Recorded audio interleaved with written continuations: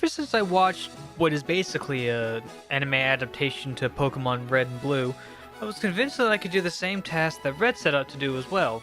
A task that I had realized was a mission, and a mission that I ignored for the sake of trying to defeat the Elite Four and become the Pokemon champion of the Indigo League.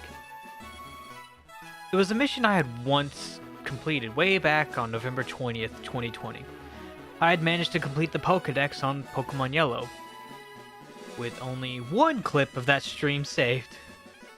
And as proof of my feat, I have a legitimate printing of the diploma. And as much as I would want to go ahead and jump into Pokemon Silver, Gold, and Crystal to complete the Johto Dex, I knew that I would have to redo the process again for the Generation 1 remakes, Fire Red and Leaf Green. So instead of waiting for some number of subscribers like I originally intended, I instead decided to go ahead and take on the task once again. I set out onto the Kanto region, defeated Team Rocket, became champion of the Indigo League, and ventured forth into new lands in order to complete the Pokedex once again. I completed the Kanto Pokedex in Pokemon Fire Red. But just stating it is not enough. In this series, I'll detail you my entire adventure through the Kanto region, how I caught each Pokemon, and the challenges along the way. It should be noted that I had to play through the games to a certain point.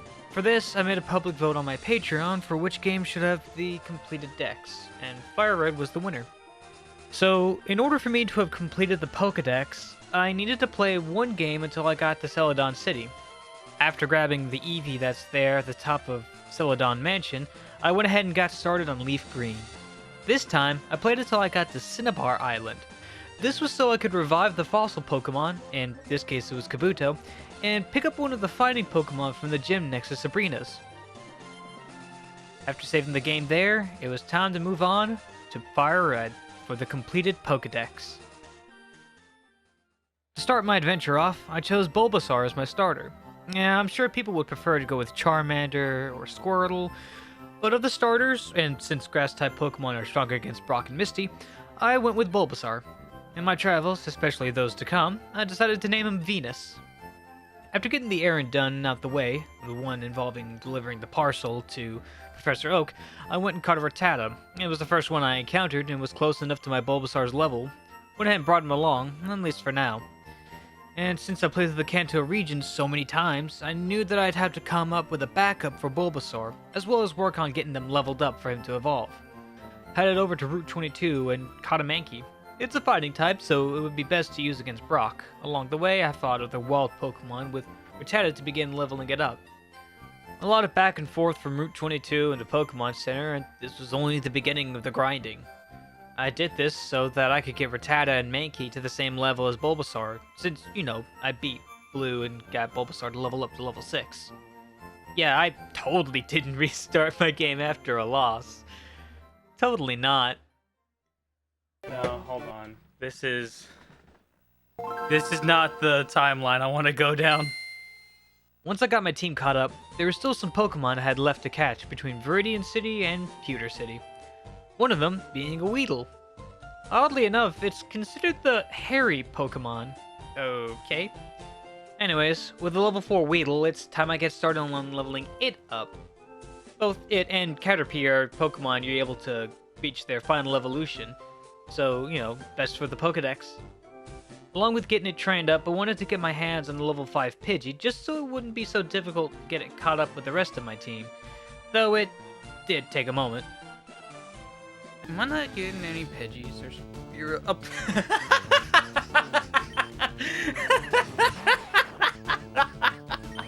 At first, I wasn't sure about the Pidgey sticking around for my intention for this project, but after a while, I decided to keep him around. Eventually, I'd name him Rivali. Anyways, I eventually set foot in Viridian Forest. This place is filled with mostly bug types like the previously mentioned Caterpie and Weedle. However...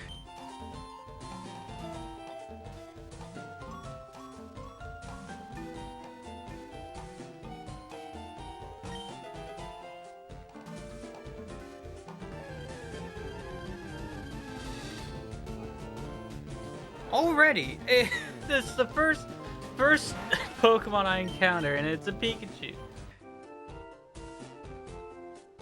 So, with a difficult to find Pokemon taken care of, I still have some Pokemon to catch. Well, one other. I tried getting my hands on the level 5 Caterpie so I'd get it evolved quicker to Metapod, but I eventually just caught one at level 4. So after that, it was time to take on the trainers that were in Viridian Forest, but even then I had to do some grinding before I got to Brock. Sure, I could have battled with Bulbasaur as he was, but ever since I've played Yellow, I've found it best to get him to level 10, especially when I get Butterfree since it learns Confusion. Along with those trainers on Viridian Forest, I took on Blue again on the way to the league, but he turned out to be a bit tougher than I thought. Grinding this early on in the game is a lot more frustrating, especially because you don't get the Versus Seeker until you reach Vermilion City. The Versus Seeker allows you to battle trainers again, which is perfect if you were trying to prepare Pokemon for gym battles. I'm really glad that it was introduced, because without it, it would only lead to more and more frustrating grinding. The only other trainers you could battle again would be the Elite Four, and, well, they're later on in the game. Anyways, after a long time grinding, I finally took on the gym leader of Pewter City. Bulbasaur made quick work of his Geodude, and my Mankey managed to finish up his Onix. Granted, it took a couple of turns, but with that, I had defeated Brock and got the Boulder Badge. So, after picking up on the running shoes and healing my Pokemon, yes, in that order, I went down Route 3 in order to reach the entrance of Mount Moon. I battled the trainers there along the way, and when I reached the Pokemon Center at the mouth of the mountain, I deposited Beedrill and Butterfree. As I had gone through the route, I got to learn the hard way the power of love. And by that, I mean the cute charm ability. Anyways, with access to a Pokemon Center nearby, I set out to do some catching and grinding, starting with a Spearow. In the times I played the original, red, blue, and yellow, I found you could quickly get a Fearow instead of having to train up a Pidgey all the way, but for this playthrough, I decided that I'd forego having a Fearow in the Hall of Fame, mainly because I hadn't used Pidgey or its evolutions a lot. The next Pokemon I caught was a Nidoran, in which the game had made a decision. At least that's what I assumed happened when this Pokemon appeared. You see, in Pokemon Fire Red and Leaf Green, there is an in-game trade that is entirely dependent upon which... You see, in Pokemon Fire Red and Leaf Green, there is an in-game trade that is entirely dependent on which of the Nidorans is more rare than the other. In my case, since I've found and keep finding male Nidorans, that makes female Nidorans more rare to find. Now I could have simply either continued walking through the grass to find a female Nidoran, or wait until I reached Fuchsia City in order to try my hand at the Safari Zone, or go with a guaranteed way to get a female Nidoran as well as easily level it up to evolve. I'm pretty sure we all know what I went with. But that wouldn't happen until later, so I instead continued on with grinding up the levels for my Rattata and Spearow, along the way finding a Jigglypuff. Since I won't be using it for the team and its evolution being a simple Moonstone, I kept it in the box until I had enough. But even then, after all of that, there was still grinding, on top of grinding. Man, things sure do get a bit easier with the Versus Seeker. Other than the Jigglypuff, there wasn't any other Pokemon I could find, especially not a female Nidoran, so my main goal was to grind up my Pokemon until they were roughly around the same level as each other. Now, it was time to step into Mount Moon. This dungeon is home to some of the scariest, dangerous, most intimidating Pokemon of all time.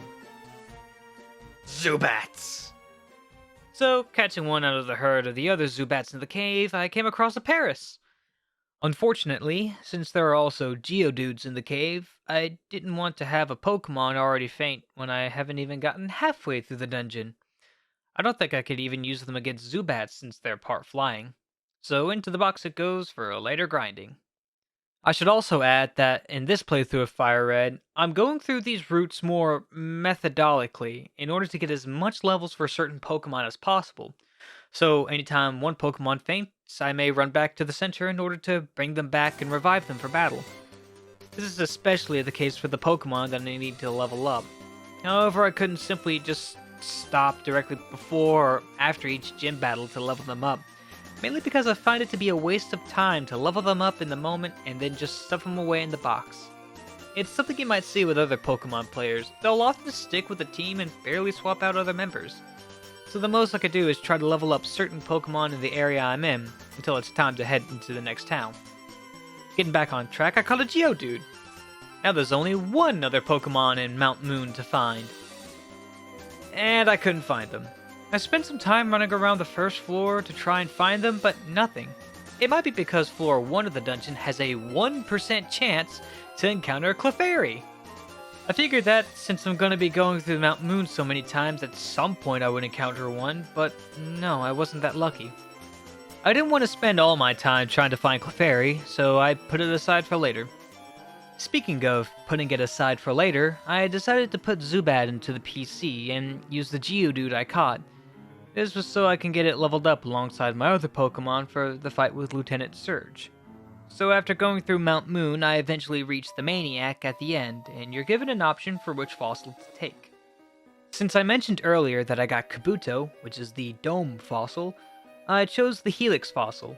Honestly, this doesn't really make a difference since the moment you revive the fossil, even Aerodactyl, they're level 5.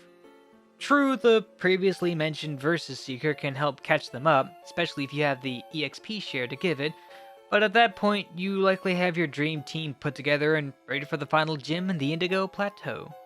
I'm getting off topic.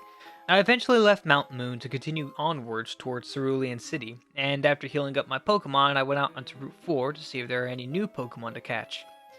And there was one that I found, and it was an Ekans.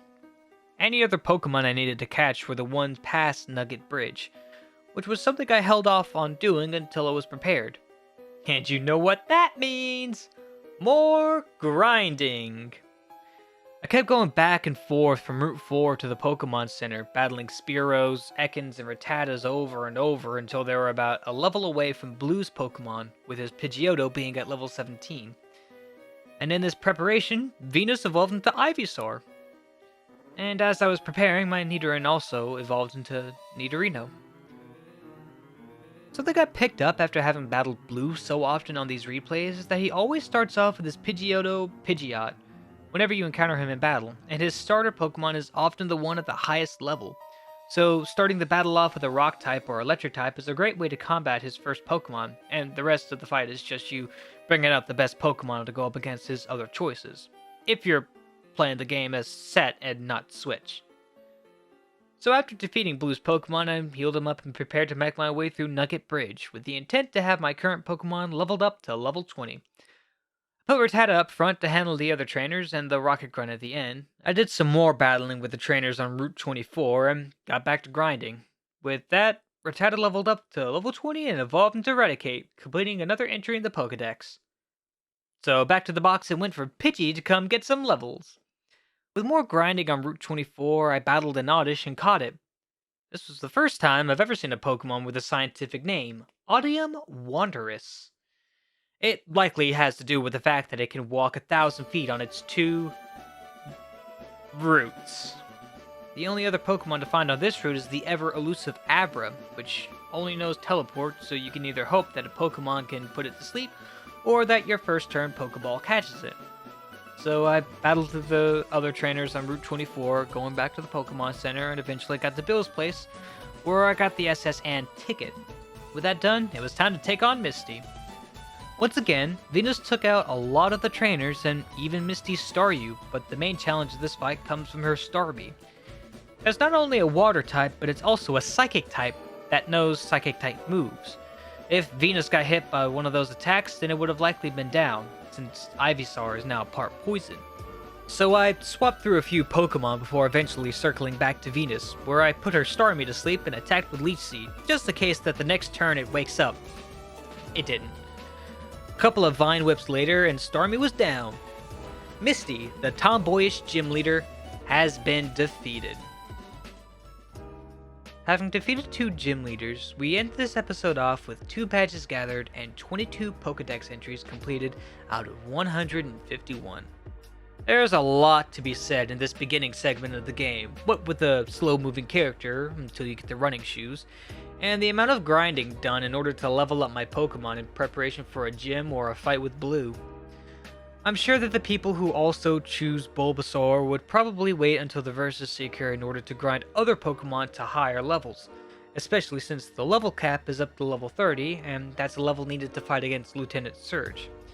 At this point, if you're also going at the Pokedex journey as meticulous as I am, catching any new Pokemon you find, you'd probably end up with 23 or 24 Pokemon completed in the dex. I could be wrong though.